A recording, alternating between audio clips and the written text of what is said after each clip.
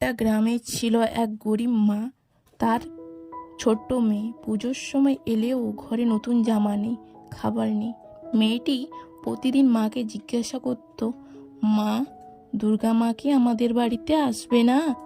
মা শুধু হেসে বলতো, মা তো সবারই মা, একদিন উনি আসবেন।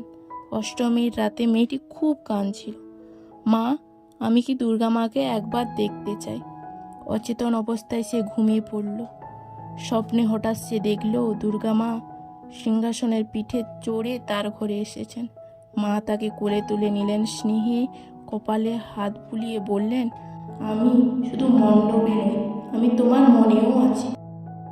ভোরবেলা ঘুম ভাঙতেই ছোট্ট মেয়েটি দেখল তার কপালে লাল সিঁদুর লেগে আছে। মা বিস্ময়ে কেঁদে ফেললেন, কারণ তারা দুজনেই বুঝল মা দুর্গা সত্যিই এসেছেন তার বাড়ি।